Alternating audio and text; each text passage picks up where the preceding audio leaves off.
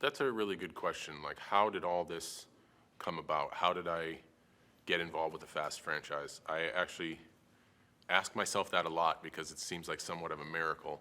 I was approached to meet Vin on multiple occasions. He just wanted to get to talk and get to know me, and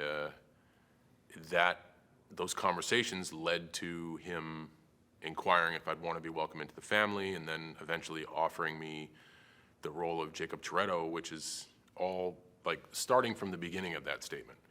Like, someone reached out and wanted me to meet with Vin Diesel is so mythical, and then the events thereafter just are so unpredictable and just insane. It's all surreal, man, and it has been a long time coming, but this thing is, F9 is finally ready to be released in theaters, and the surreal is about to become very real very soon.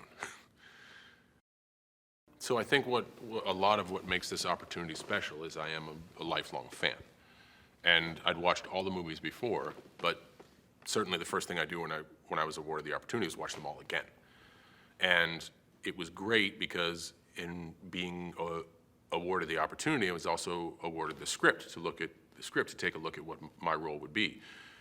And you read this story and you now understand that, like, whoa, this is a really big piece of all these movies.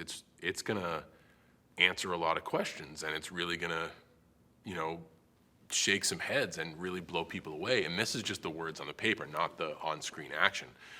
So in kind of growing up with the Fast family, like in watching the first movie and being a young man who was really intrigued by car mods and tuner culture and car culture, and growing like the fans do to accept Fast for what it is. It's a global superhero-ish type of movie with normal people that are capable of doing amazing things, that's filmed around the world, and everybody seems to enjoy taking ownership of it and have a piece of it, and that's awesome, and it's about family and bringing people together.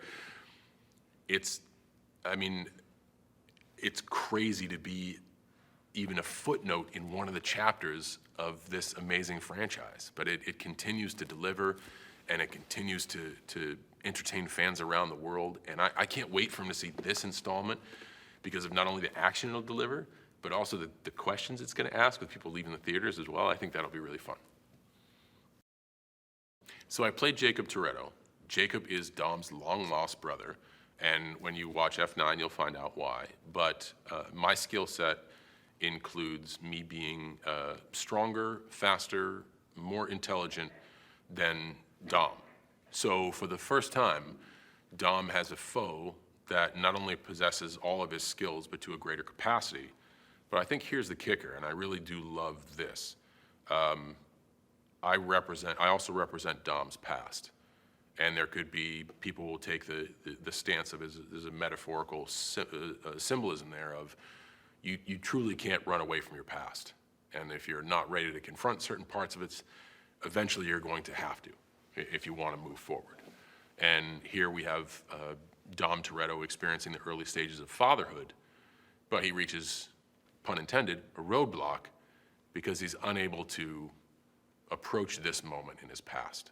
And I like the fact that the past that he hasn't confronted is his bloodline family, and the fact that he now faces an adversary that is more skilled than he in every way.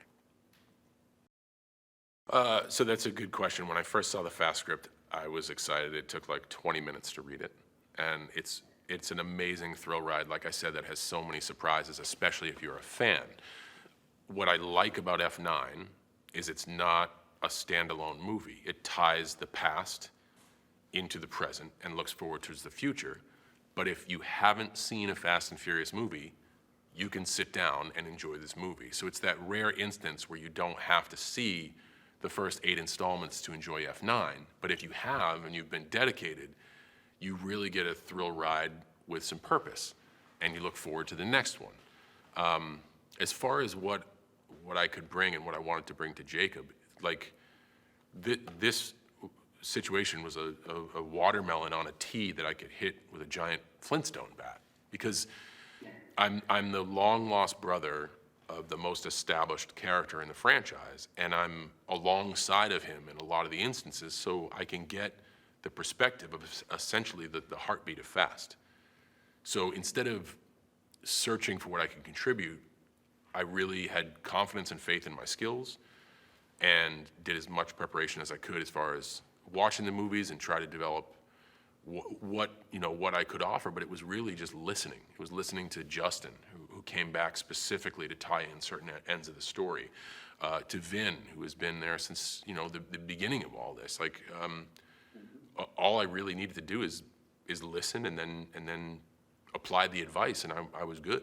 I was chosen for the skills that I had and did my best to deliver when called upon.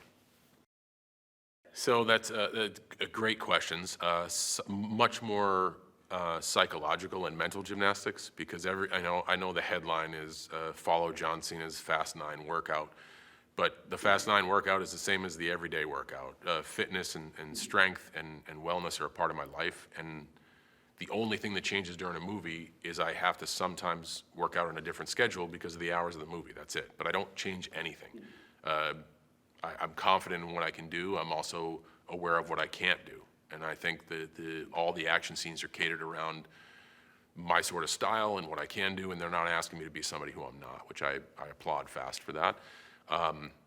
As far as psychological work, you have to put yourself in the seat of a brother, and a brother with a very strained relationship due to a very specific set of circumstances that people will see in F9. And I think that, to me, that's the fun of the storytelling process and the creative process, is to put yourself in those situations. Everyone has a different method, but it's really fun to do.